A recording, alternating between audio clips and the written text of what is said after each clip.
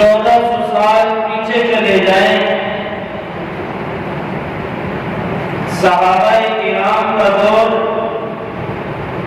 اور نبوت کی رات کا دور، اس سے بھی پیچھے چلے جائیں تو یہ قوم ایسی قوم تھی کہ کوئی ان پر حکمرانی کرنے کو تیار نہ تھا، کوئی ان پر راج کرنے کو تیار نہیں۔ کبھی بچیوں کو زندہ درگور کر دینا، اور اگر کسی کی فصل سے کوئی بکری گھاس کھا لیتی تو اس بکری کا پیٹ چاک کر کر گھاس نکال دیا کرتے تھے، اور ایک گھوڑ سواری کا مقابلہ ہوا۔ اب اس مقابلے کے بدلے 40 سال تک لڑائیاں چلتی رہتی تھی، اور خاندان کے خاندان تباہ، بچے یتیم، بیویاں بیوہ ہوتی رہتی تھی، اتنی جہالت۔ لیکن جب اللہ رب العالمین نے اپنے محبوب پیغمبر کو دنیا میں بھیجا اور قرآن پاک کے اندر اس قوم کو اس طرح مخاطب کر کے فرمایا کہ اے لوگوں، اگر تم قرآن کریم پر اللہ کے نبی کے احکامات کو اپنے سینوں میں پیوست کر لو گے تو پھر تم دنیا کی بہترین قوم بن جاؤ گے۔ اور دنیا نے دیکھا کہ جس قوم پر کوئی حکمرانی کرنے کو تیار نہ تھا، پھر وہ قوم دنیا پر حکومت کرتی ہے اور دنیا دیکھتی رہ جاتی ہے۔ کیا وجہ تھی؟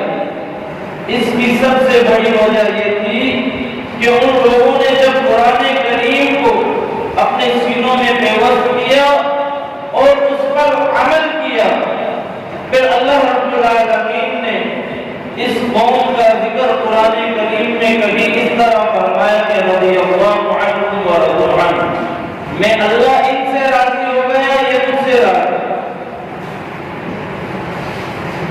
اب یہ جہالت میں ڈوبے ہوئے لوگ کامیاب کس طرح ہوئے؟ انہوں نے اپنے نفس کو پاک کیا۔ حالانکہ قرآن کریم کے اندر اللہ رب العالمین پوری 11 قسمیں کھا کر اعلان فرما رہے ہیں کہ کامیاب وہ شخص ہے جس نے اپنے دل کو پاک کیا، اپنے نفس کو پاک کیا۔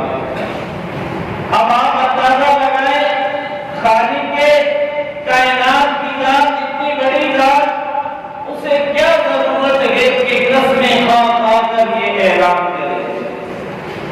فرمایا والشمس وضحاها، قسم کے سورج کی، اور جب یہ سورج روشن ہوتا ہے، فرمایا والقمر اذا تلاها، اور مجھے قسم کے چاند کی جب اس سورج کے پیچھے آتا ہے، فرمایا والنہار اذا جلاها، مجھے قسم کے دن کی اور دن کے روشن ہونے کی، واللیل اذا یغشاها، اور رات کی اور رات کے اندھیرے کی، فرمایا والسماء وما بناها، مجھے قسم کے آسمانوں کی اور اس ذات کی قسم جس نے آسمانوں کو بنایا، فرمایا والارض وما طحاها، اور مجھے قسم کے زمین کی اور جس نے اس زمین کو بچھایا اس کی بھی قسم کھائی، فرمایا ونفس وما سواها، اور مجھے نفس کی قسم اور اس ذات کی قسم جس نے اس نفس کو ٹھیک کیا، فرمایا فألهمها فجورها وتقواها، نیکی کی اور برائی کی قسمیں کھائی۔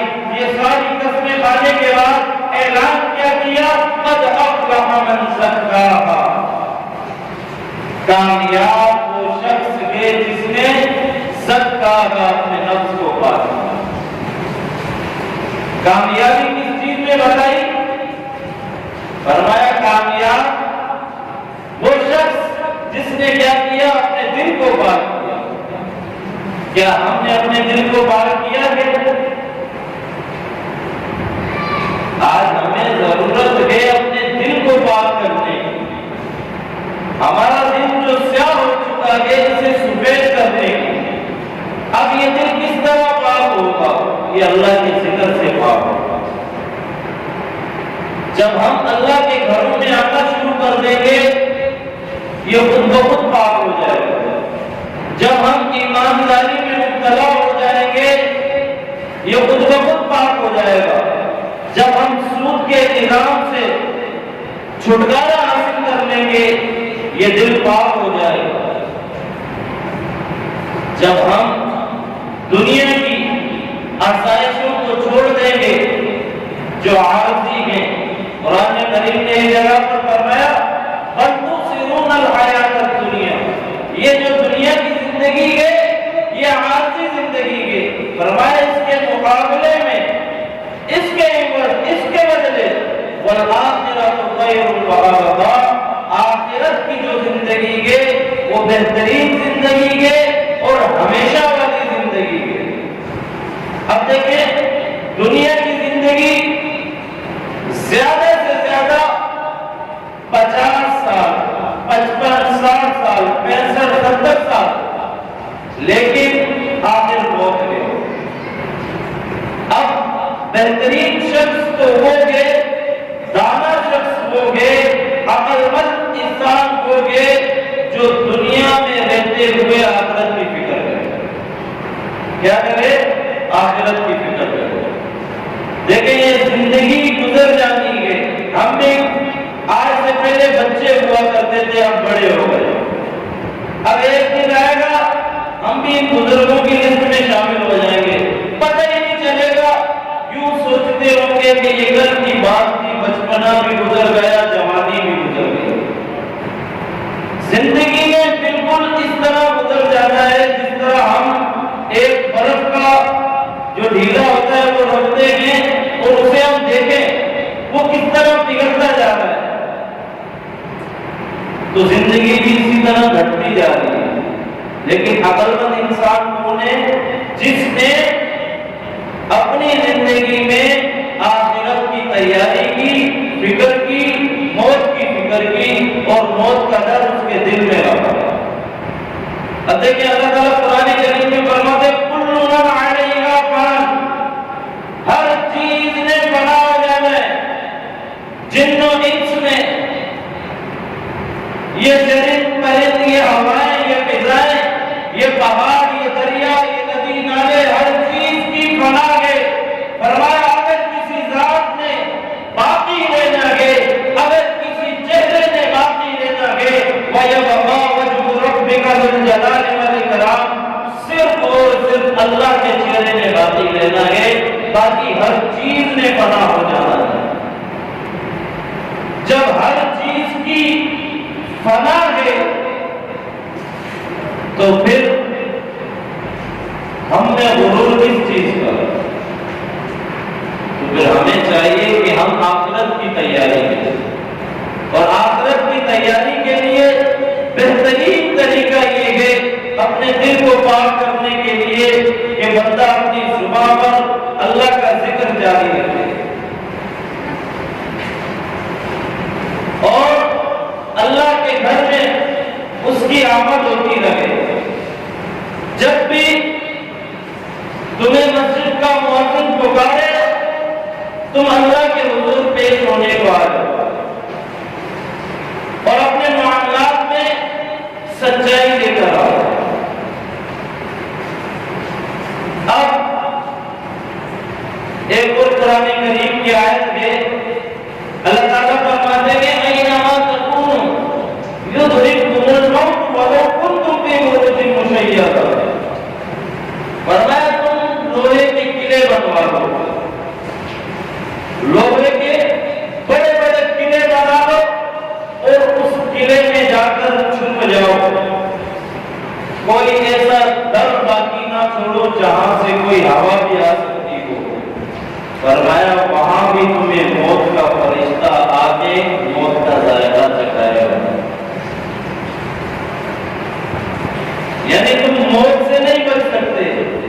اب جب یہ طے ہو چکا ہے کہ ہم موت سے تو نہیں بچ سکتے اور دنیا کی زندگی بھی قرآن کریم کے لگا کے بل تؤثرون الحیات الدنیا کہ دنیا کی زندگی تو عارضی زندگی ہے، تو پھر ہمیں چاہیے کہ ہم جو ہمیشہ والی زندگی ہے اس کی طرف دھیان دیں۔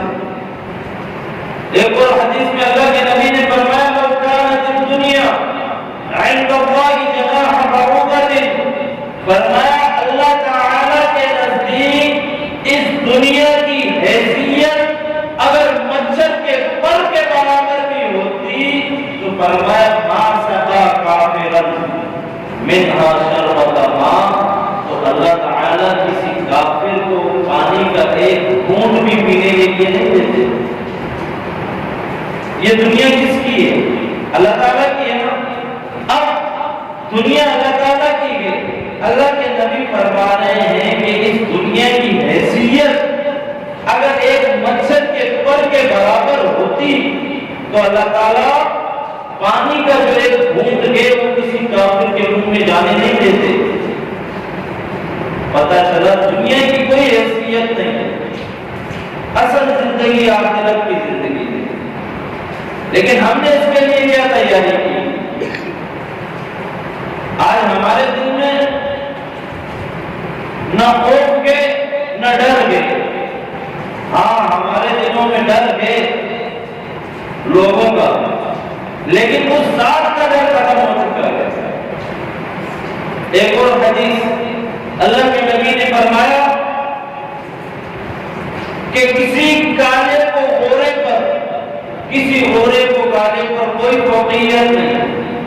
فرمایا کسی بڑے کو چھوٹے پر، چھوٹے کو بڑے پر، کالے کو غورے پر، غورے کو کالے پر، امیر کو غریب پر، غریب کو امیر پر کوئی فوقیت، مقام، منقبت، عزت، شان، شوکت، رتبت، مقام و منقبت کچھ بھی نہیں۔ فرمایا ہاں مقام اس کا ہوگا، عزت اس کی ہوگی، شان و شوکت اس کی ہوگی، اللہ رب العالمین کے گا سب سے بڑا رتبہ اس شخص کا ہے۔ ان اکرمکم عند اللہ اتقاکم، جس کے دل میں اللہ کا خوف سب سے زیادہ ہوگا۔ کیا فرمایا؟ اللہ کے ہاں امیر غریب نہیں دیکھا جائے گا، یہ نہیں دیکھا جائے گا یہ موچی گے یا یہ درزی گے یا پھر یہ کوئی کسی کمپنی کا ڈیلر گے، ایسا کچھ بھی نہیں ہوگا۔ ہاں ناپ تول میزان میں جو رکھا جائے گا وہ تقویٰ کے حساب سے رکھا جائے گا۔ تقویٰ یعنی اللہ کا ڈر، اللہ کا خوف کس کے دل میں سب سے زیادہ ہے؟ اب اگر وہ نچلے طبقے کا ہو یا اچھے طبقے کا ہو، ایسی کوئی برابری نہیں۔ تو آج ہم اندازہ لگائیں کہ ہم نے ایسے کتنے اعمال کیے ہیں جو اللہ رب العالمین کی بارگاہ میں پیش کر سکتے۔ آج نماز نہ پڑھنے والے وہ تو دور کی بات، آپ قرآن کریم کی اس آیت سے اندازہ لگائیں۔ قرآن کریم فرماتا ہے کہ فویل للمصلین، اور غور کیجئے گا، اس بات کو سمجھیے گا۔ فرمایا فویل، پس ہلاکت ہے، للمصلین، نماز پڑھنے والوں کے لیے۔ کس کے لیے ہلاکت؟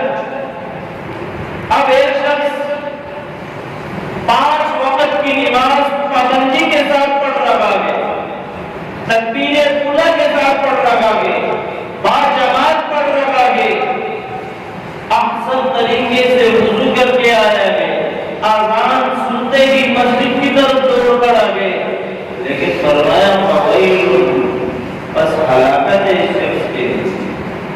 کیا وجہ ہے؟ ہلاکت کیوں ہے؟ فرمایا الذین ہم عن صلاتہم ساہون، ان نمازیوں کے لیے ہلاکت ہے جو اپنی نمازوں میں غفلت برتتے ہیں۔ وہ نماز تو تکبیر اولیٰ کے ساتھ پڑھتے ہیں، وہ نماز تو باجماعت پڑھتے ہیں، وہ نماز تو 5 وقت کی پابندی کے ساتھ پڑھتے ہیں، لیکن اپنی نمازوں میں ان کا دھیان اللہ کے بجائے ان کے گھروں کی طرف، ان کے کاروبار کی طرف، ان کے معاملات کی طرف ہوتا ہے، تو لہذا فرمایا تباہی، ہلاکت، بربادی کے اس شخص کے لیے جو نماز پڑھ رہا ہے لیکن نماز میں کیا کر رہا ہے؟ غفلت برت رہا ہے۔ اب آپ اندازہ لگائیں جو شخص نماز کے لیے آتا ہی نہیں اس کا کیا انجام ہے؟ یہ تو نمازی کے لیے تھا جو نماز سرے سے نہیں پڑھ رہا، کیا انجام ہوگا؟ اسی طرح اللہ کے نبی نے ایک اور حدیث میں فرمایا کہ جب تم نماز پڑھو تو ایسا تصور کرو کہ گویا اللہ تعالیٰ کو دیکھ رہے ہو۔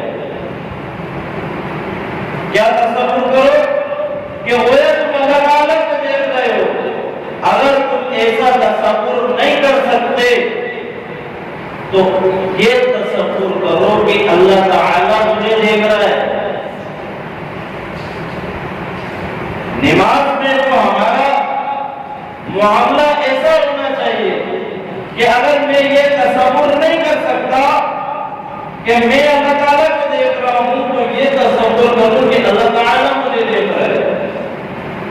جہاں ہماری نمازیں ایسی ہیں، اگر نہیں ہیں تو پھر مجھ سمیت ہر شخص اپنی نمازوں کو ٹھیک کرے، اپنی نمازوں کو چیک کرے، ہر شخص خود اپنا احتساب کرے کہ میری نماز میں کس جگہ کمی ہے۔ کہیں سجدے میں تو کمی نہیں، میرے رکوع کرنے میں تو غلطی نہیں، میرے قیام میں تو غلطی نہیں۔ خود احتساب کرے، یقین جانے آپ کو خود اپنی غلطیاں نظر آئیں گی، اور جب غلطی نظر آ جائے علماء سے رابطہ کریں، علماء سے رجوع کریں، اہل علم سے رجوع کریں اور اپنی غلطی درست کروائیں۔ دیکھو نماز کا معاملہ بہت بڑا معاملہ ہے، ہم اپنے مالک کے سامنے پیش ہونے جا رہے ہیں، یہ کوئی چھوٹا مسئلہ نہیں ہے۔ اب اسی طرح آج ہمارے یہاں روز بروز نئے نئے فتنے جنم لے رہے ہیں۔ کبھی حقوق نسواں کے نعرے لگتے ہیں تو کبھی میرا جسم میری مرضی کے نعرے، اور کبھی ٹرانسجنڈر ایکٹ کے نام سے ایک بل منظور ہوا۔ اب لوگوں کو یہ پتہ ہی نہیں ہے کہ یہ ٹرانسجنڈر ہے کیا چیز۔ ٹرانسجنڈر ایکٹ کا مفہوم پہلا جو بنتا ہے، یعنی پہلی تعریف یہ بنتی ہے کہ اگر کسی شخص کا ایکسیڈنٹ ہو جائے یا پھر وہ بیمار ہو یا اسے ایسی کوئی بیماری لگی جس سے اس کے جسم کا معاملہ خراب ہو چکا ہے، تو جناب وہ نادرا آفس جائے اور جا کر اپنی جنس تبدیل کروا لے۔ جنس یعنی اگر وہ مرد ہے، وہ چاہتا ہے کہ میں عورت بننا چاہتا ہوں، تو وہ کاغذوں کے اندر اپنی جنس تبدیل کروائے اور عورت بن جائے۔ اور دوسری تعریف اس کی یہ کی جاتی ہے کہ اس میں کھلی چھوٹ ہے عورت اور مرد دونوں کو۔ اگر انہیں لگتا ہے کہ میں تو عورت ہوں، یعنی میری حرکات و سکنات عورتوں والی ہے، تو وہ نادرا جائے، بس نادرا میں یہ کہے کہ جناب میری حرکات و سکنات ایسی ہیں کہ میں عورت ہوں، تو اسے عورت لکھ دیا جائے۔ اب اس کے نقصانات کیا ہیں کہ اب اگر ایک عورت جس نے اپنی جنس تبدیل کروائی تھی، اب وہ مردوں کی جگہ پر گھوم سکتی ہے، کیونکہ وہ تو مرد بن چکی ہے نا۔ اب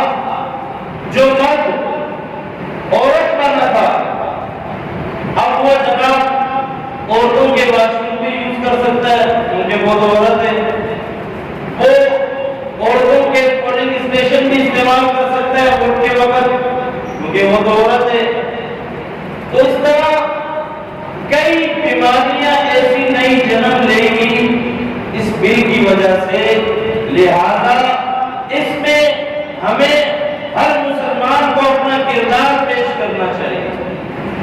آج ہم سوشل میڈیا پر کوئی ایسی چیز دیکھیں کہ تھوڑی سی فنی ہے تو ہم فوراً اپنی آئی ڈی سے اسے لگا دیتے ہیں۔ لہذا آج جمعے کے بعد فوراً ہم سب نے جو ہمارے اختیار میں ہے ہم نے وہ کام کر لیا۔ ہم نے بھی سوشل میڈیا کو ہتھیار بنانا ہے اور ہم نے صرف یہ لکھنا ہے کہ ٹرانسجینڈر بل نامنظور۔ انشاءاللہ ہم سب لکھیں گے، لکھو گے، کیونکہ یہ کوئی چھوٹا مسئلہ نہیں ہے، یہ پوری امت کا مسئلہ ہے۔ اور ایسے مسئلوں پر تاریخ گواہ ہے کہ امت ایک جگہ کھڑی ہوتی ہے، اور انشاءاللہ حقوق نسواں کے نعرے ہو یا پھر میری جسم میری مرضی کے نعرے ہو یا پھر کوئی بھی نئے نئے فتنے آئے، رنگ اٹھائے، امت کو تباہ و برباد کرنے کی کوشش کریں گے، خدا کی قسم وہاں پر امت کے یہ نوجوان، یہ مسلمان ان کے ہر حرفوں کو اور ان کے ہر فتنوں کو جوتے کی نوک پر رکھیں گے انشاءاللہ۔ تو انشاءاللہ آج جمعے کی نماز کے بعد ہم سب یہ کام کریں گے، صرف ہم نے یہ لکھنا کہ ٹرانسجینڈر بل نامنظور لکھیں گے انشاءاللہ۔ اللہ تعالیٰ سے دعا ہے کہ اللہ تعالیٰ ہمیں جو سنا گے اس کا عمل کرنے کی توفیق عطا فرمائے۔ آمین۔